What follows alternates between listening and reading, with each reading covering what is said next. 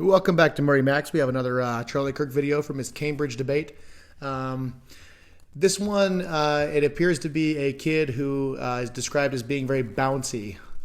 Usually what that means is someone who's kind of like frazzled, intense, anxious, probably even shaky, whatever, and you know, jumping down your throat and trying to get you, which is just a bad way to debate somebody. If you think about the debates that you've seen, some of the most intelligent and well-versed people, they're very calm and they just get their point across. And they might get intense in some moments, but they don't show up out of the gate, you know, pounding their fist and going, you know, it's like, but anyways, let's take a look at this. I haven't seen it yet. As usual, feel free to comment what you think of the video and subscribe if you haven't already. Here we go.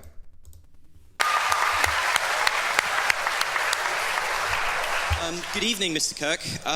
You've obviously devoted a lot of your life to electing, keeping in power Donald Trump, and you did so partly because you said Trump would put Americans first and take them out of foreign conflicts. Shall we see how that is going at the moment?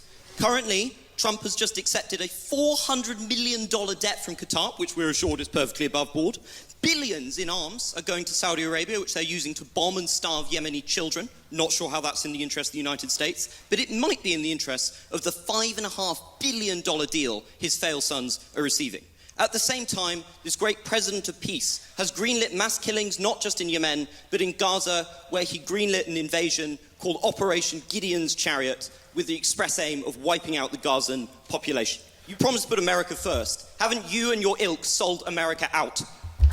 You see how bad his hand is shaking? The kid seems like he's like, you know, facing his high school bully or something like that. Charlie Kirk's never done anything wrong to this guy, but there's something about the left where they get so enraged by even just someone having different opinions. But let's see what Kirk has to say about that.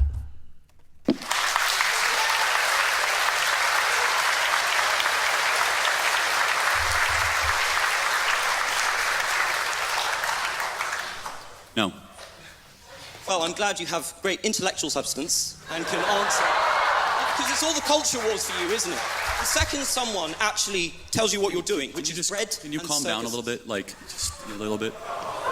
Pounding the table, you're all over the place. No. Do you want me to go piece by piece? Or would you like me to talk slower? I think you can... Number one, Donald Trump is convening a peace deal between Russia and Ukraine. Joe Biden gave them armaments. That's going well, isn't it? It's going well. Can you not interrupt me? Well. I allowed you to talk uninterrupted. You're famous for not interrupting. I haven't interrupted a single person here today. Can I speak uninterrupted, actually? Okay. He is convening a peace deal between Russia and Ukraine. I believe we will see an end to that war. Number two, he's actually talking to Iran and discouraging Israel to strike the interior of Iran and has stopped many other international countries to do the same. Number three, can you give him credit for ending the Indian-Pakistan war?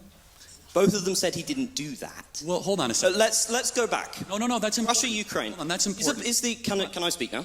Yes, but the Indian-Pakistan thing, you got to go deeper than that. Let's go in order. Is a peace summit where the main person in question, Russia, doesn't show up, is that a success, Mr. Kirk? I'm not even sure. I'm not even sure. Is that a success? Well, again, these are ongoing negotiations. And it's a lot better than when your Prime Minister, Boris Johnson, went alongside our Secretary of State, Tony Blinken, to Istanbul and unnecessarily blew up a potential Russian peace deal, which has resulted in hundreds of thousands of dead Ukrainians, one of the great unnecessary wars of the modern era. Donald Trump believes in conversation and police through strength. He has been president for well over 120 to 130 days, and he has already ended a war between two nuclear conflicts of India-Pakistan. He has secured our own U.S. southern border while we were being invaded by foreign powers. And thirdly, he is brokering a potential settlement with Iran that will prevent a major escalation in the Middle East. And finally, it is very difficult, but I believe they'll get it done, that will finally see an end to the Russian-Ukrainian war. I'm just going to disregard the enormous lies you just put out there about Russia and Ukraine. This is what the left does. Instead of just saying, I'm going to disregard all the lies, why not just start saying what you disagree with and why you disagree with? Also, side note, never trust a man who brushes his hair with a balloon. Do you really think leverage negotiations work if you cut off all your leverage and scream at one party in the Oval Office? Don't you think that has just emboldened Russia? Because look at the approach. Putin thinks so much of your glorious president, he can't even be asked to show up. You have elected, or help elect, somebody who is at best an idiot and at worst is deeply corrupt. Okay, again, so Trump and Putin had a 2-hour phone call today. You'll acknowledge that's a good thing. The pursuit of peace can sometimes be a winding road, and it's a lot better than sending hundreds of billions of dollars further into the killing fields of eastern Ukraine, something that tragically both the UK government and the US government has been unnecessarily supporting for a couple of years. President Trump wants to see a brokerage, an ending of this settlement. I pray we can get it. It's very complicated because of the mess that Joe Biden left, which was an active kinetic war with a nuclear power sending American-made missiles into the interior of Russia. So President Trump has already ended a war. He's ended an invasion. He's only 130 days into this. And I believe, we do not know. At this point, we are merely speculating, which I think we should not spend our time doing that, because eventually one of us will be right. I believe we'll be right, and I believe we'll see an end to this war. Can we just talk about 100 billion's worth of weapons? Because you dodged my question on what was going on in the Middle East, where Trump has just signed enormous arms contracts with Saudi Arabia and with Qatar. And I noticed you ignored the fact that this might have had anything to do with the blatant corruption going on through the Trump coin and going on through giving the very competent sons of Donald Trump billions of investment from Saudi Arabia and Qatar. This is something that is directly embroiling Americans into conflict, but is importantly killing many innocent people. Those nations have been known to terrorize innocent civilian populations. So if you're coming to me and you're objecting to America selling weaponry, why are you defending shilling for the Saudis? Well, hold on. One is sending weaponry, one is purchasing. Secondly, you do know that the biggest purchase that was announced was commercial airliner 737, $100 billion. You've heard of Qatar Airways. They purchased $100 billion of commercial airways. You are right, there were some weapons contracts. But I guess the question is, would you rather have Saudi Arabia buy weapons from America or China? I'd rather they not have American weaponry at cut price rates. See, I disagree. Let's talk about Qatar for a second. Okay, fine. You mentioned Qatar. You've been talking a lot about Hamas and the evils of Hamas. Can I ask you, who's the main funder of Hamas? Well, the Palestinian State? Well, the West actually funds Hamas. Which state? Well, Iran funds. No. Where are the Hamas leaders? And also Qatar funds Hamas. Yes. It is a combination of international relief organizations. Is this a state we should have a 400 million jet with the President of the United States on it? Hold on. First of all, it was not given to him personally. I understand the optics of it, but it was not given to him personally. It was given to the U.S. government. And under that standard, no U.S. government should ever receive any gifts from any foreign countries whatsoever. It's not given to him personally and not a violation of the. Why is he trying to transfer it to his personal library? He is not, actually. Okay, he sent out a statement. This is way too in the weeds. If you want to keep on going it, we can. It's not in the weeds. It's a fundamental moral principle. Okay, so under that fundamental moral principle then, can you acknowledge, though, that President Trump is getting more done in a less period of time than any president we've seen, while our prior president did not even know what year he got elected? You understand the contrast here? Whataboutism again? I'm not a defender of Biden. I'm not saying President Trump is far better than the predecessor. You have to defend the person you spent millions to elect. I will. This kid's trying to play the game of, I'm not a defender of Biden. I'm not a defender of the Biden-Harris administration. Well, you presented your whole original argument of how hard Charlie Kirk worked to get Trump elected and how much he contributed to trying to get Trump elected. Yes, because of the opposition. So even if Charlie Kirk, he doesn't, but even if he did believe that Trump wasn't that great, even if Charlie Kirk believed that Trump was bad, it's that age-old argument about where it's the lesser of two evils. And so to try to criticize him for getting, if you want to acknowledge this kid with the poofy hair, if he wants to acknowledge that, yes, Joe Biden didn't even know what year he was elected, then don't focus so much on how Charlie Kirk wanted Trump to be elected instead of a continuation of the previous administration.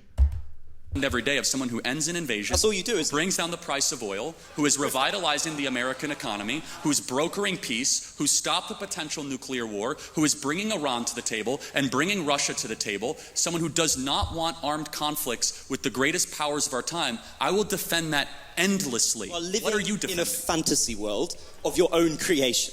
So it's quite hard to engage with. But then disprove it. Let's check on how Trump is doing in terms of diplomacy. Look, with the war in the Middle East, do you think it was a defensible decision to tell the Israelis you wanted Trump Gaza to agree for Israel to invade the Gaza Strip and to continue to murder thousands of innocent children and civilians in a pointless war? Is that in America's interest? Is that in humanity's interest? Well, first of all, you should know something about Trump. There's something, if you realize with Trump over the last 10 years, he is quite the social media user and uses hyperbolic language at times. But let me ask you, in the conflict of Israel versus Hamas, who's the good guy? I believe both Hamas and the Israeli government are evil, but I think also that there is no justification. Are they equally? There is no justification for the murder and mutilation of thousands of innocent people and children in a futile... Let's zero in on. There is no justification, Mr. Kirk, for invading hospitals, for bombing innocent populations and dragging out a war which is damaging Israel and the West's security. I will say, on a personal level, my opinion, I do have disagreements with Charlie Kirk on his unwavering support of Israel at all times, in all ways. And so I do see where this portion of this kid's argument is coming from. But as far as the bigger picture goes, I agree more with this kid. We're saying, like, you know, Israel is doing bad things and Hamas is doing bad things. That seems like a much more fair approach. So that's where I stand. Let me know in the comments what you think. That point, but... Well, it's not a point, it's a moral truth, isn't it? Okay, yeah. It was also a moral truth that the war started because 1,300 Jews were killed and 200 were taken hostage. And when you declare war on Israel, expect a firestorm in reaction. Let me finish, I let you talk. Israel, at its holiest day of the calendar year besides Yom Kippur and Rosh Hashanah, Samat Torah, the 50-year anniversary of the Six-Day War. On Shabbat, Hamas invaded Israel, deciding to go recklessly to music concerts, to homes, to kibbutzes, and taking 200 plus hostages. They knew what they were doing. In one of the most cloistered urban environments on the planet, 2 million people live in a place where it's impossible to wage war. Impossible. Where they wear civilian clothing, they violate every tenet of the Geneva Convention, and the IDF, when they do something right, they get no credit. When they do life-saving surgeries of a Gazan child, they get no credit. When they drop leaflets, they get no credit. But when they happen to bomb a place where they are operating their military from, which we now know from third-party verified sources, hundreds of Hamas military operations are in mosques, schools, and hospitals. I'm sorry, the country where they were living in relative peace on October 6th, that all of a sudden we had a war, and Hamas started the war. And I don't see people that were really upset about the 2 million Germans that were killed in World War II, civilians. A tragic truth of war is that civilians die. I don't like it, and you don't like it. And they brought it upon themselves. The only operation and entity to blame is the leadership of Hamas, not the Israeli government, for fighting this defensive war after they were invaded. Okay, and on that note, to be fair, regardless of how you feel about what Israel is doing now and what they've done over the last period of time since October 7th, you kind of, if you don't realize by now that if you attack Israel, you will be met with a fierce and fiery response. I mean, it's no different than, I mean, how sympathetic would you feel for me if, and I'm not comparing Israel to a drug cartel, but it's like I live in the Southwest United States, and so like we get a lot of news about cartel activities and like atrocities committed by the cartel on this side of the border and the other side of the border.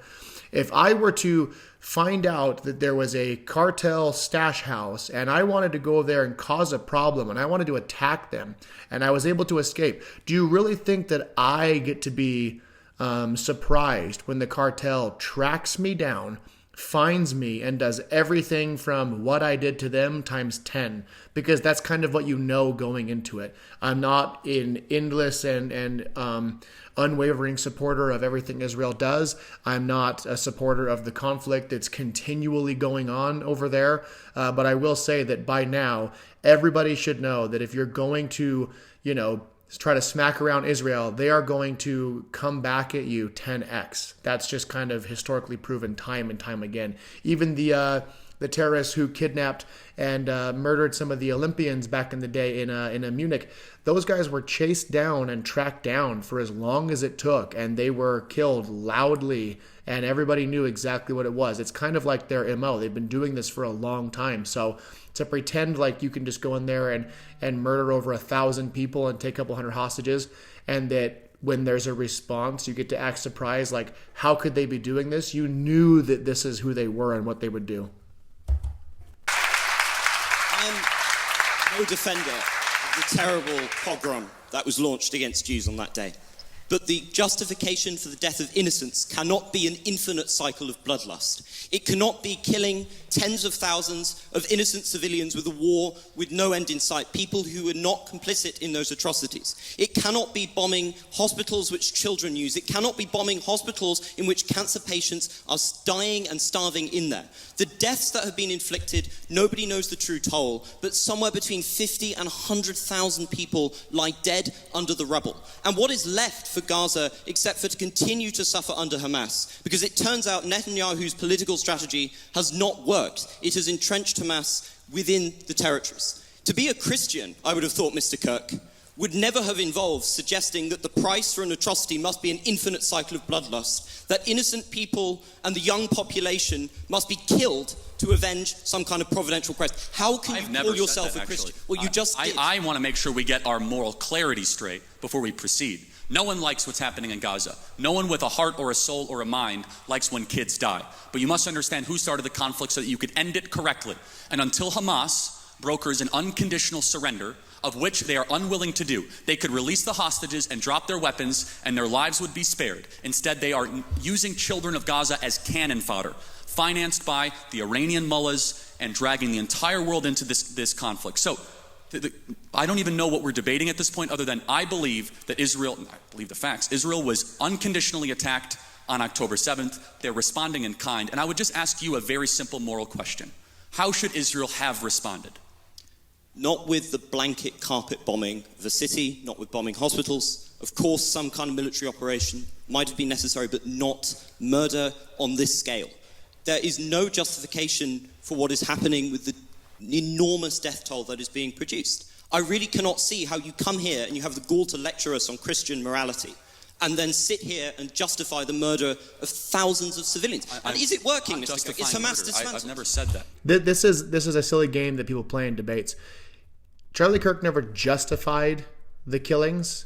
He just said that that was a response to another act. For, people to say that, they've been occupying Palestine and they've been, taking settlements and things like that, to respond to that saying, oh, so you're saying that October 7th was justified? They're not saying that either. And so let's just stick to what people are actually saying and then address that. It's a lot easier to debate that way. You just did. Well, no, this is your whole in thing. war, these are called casualties of a war. We're going to need to stop bringing those Again, videos. I'm not going to justify every military maneuver of a 100,000 person army. Instead, what I will do is I'll be clear that there is a good guy and there is a bad guy. I honestly... Isn't that the morality of a child? Well, hold on. It's interesting you say that, because a child who knows that Israel is the good guy, Hamas is bad, has a lot more wisdom than a student like yourself at Cambridge University. I will be glad that I will not have been somebody who has defended the genocide of the Palestinian people. And I think you will have to reckon one day that you have reckoned with... Interesting. I want to close on this. So can you tell me what African country is currently ongoing a civil war? Believe it or not, I know about Sudan because I'm not an idiot. How about what Southeast Asian country has an ethnic cleansing going on right now? Myanmar. Good. And you have strong opinions on both sides? Unlike you, I take an effort to be informed about foreign policy and to come to conclusions. You are a culture warrior. I believe when everything is done, Mr. Kirk, people will see you and the people you've supported as corrupt, as selling the country out to the lowest bidder, and of doing irreparable damage to a country I'm sure we all deep down love. The difference, I think you will have to reckon with that. Difference one, Mr. Kirk. Is when... And of course he walks off because he doesn't want to hear the response to it. And yes, that's all okay. Clap for you. Good job. You had your mic drop moment. But to say that the country has been sold out, nothing is worse than before Trump got into office. You could make the argument that there is some trade negotiations. Some are better and some are worse than when he took office. But outside of that, all of the major problems, all of the things that were what got Trump elected, whether it been the southern border or trying to broker peace deals with wars that were already active and started, where we were just writing blank checks to everybody and sending literally hundreds of billions of dollars to fund the wars, has taken a turn for what I would say is the better. And so I don't think this was as much of a mic drop moment as that kid wanted it to be. But also, there's things on in this debate that I agree with Charlie Kirk on. I agree that, October 7th was a start to the current conflict. You don't have to try to troll the hell out of the comments. I'm well aware that there's a long-standing history in the region, and there's been some stuff that Israel's done that's bad. There's been some stuff that Palestine/Hamas has done that's bad. I don't discount that at all. But to say that when Kirk asked him, what do you think they should have done in response to October 7th, none of these people that act so loud and passionate about this ever have an answer to that, because they know that the answer requires a military response. But obviously they don't believe that it should have gone as far as it has. I agree. But until you actually have a solution, you don't get to stand up there and just criticize everybody when you have no better ideas, because someone who's properly proving a point in a debate will say, this was wrong, here's why it's wrong, here's what should have happened, and here's why that should have happened, here's what shows why that would have been a better response, etc., etc. I don't have the answers, but that's also why I'm not up there in Cambridge grabbing a microphone with my hand shaking and saying, you sold out your country, Charlie Kirk, because let's be real, the country was in the middle of a huge sellout while we're leaving, hundreds of millions of dollars of military equipment to terrorists in the Middle East while we're pulling out of that deal in a terrible way and just basically leaving everybody who was assisting us there, whether it be translators or people that were on the military side, hanging high and dry. We accidentally sent a list of names of people who were working with the military to the terrorists. We had the southern border that was just wide open where people that were on terror watch lists were coming over. We were sending money all over the world. As soon as Biden found out that he was going to be out of office, he started just mass spending. You should look into that. All the money that was going out every single day until Trump took office. It's almost like they were trying to bleed everything dry. So to say that Kirk facilitated the selling out of America, it's like, what do you have? The optics of a $400 million plane and some more arms deals with and more investment deals from countries that nobody likes. I mean, that's something that's been going on for the longest time. If that's a sellout, then the country's been being sold out for a long time, which I can kind of sympathize with. I agree. But to say that things are now going to be terribly taking a turn for the worst because of Trump is just completely untrue. And even if you don't like Trump, you either have TDS or you don't want to know the truth if you think that everything's gotten worse since then. All these games they play, that's why they were trying to say, the price of eggs, the price of eggs, the price of eggs when Trump first took office. Yeah, you're specifying eggs, but you're also not putting the full context on it to where there was bird flus and stuff going on that were all these birds had to be quarantined and killed off to the tune of tens of millions of chickens. And that's why the price of eggs went up. It wasn't because Trump got in office and he negotiated a bad deal with the hens laying eggs. Like, the whole thing has just been misrepresented on every level. And this whole idea that we've now sold the country out, like, 10% for the big man, need I remind you, the country had been being straight up and literally being sold out for the longest time. And now there's finally some control on it. It doesn't mean that I agree with everything that Trump does and says. It doesn't mean that I'm a huge supporter of Israel. I think that whole region over there between Israel, the Middle East, stuff like that, I would never want to have to handle any negotiations with that because it's too long lasting and it's too embedded for me to even honestly care to take the time to understand all of the nuance about it. And all these experts on Instagram and social media and YouTube that jump to the comments and pretend like they know, like, just take a seat, because the issue's been so long-standing and complex that you can make an argument for everything and then make an argument against everything, except for the blatantly obvious. But outside of that, let me know in the comments what you think. This one was, it was kind of fun to see, the heated exchange. But yeah, let me know what you think in the comments. Give us a like and a share and a subscribe if you want to, and I'll keep pumping out some more videos. Thanks for tuning in to MurrayMax.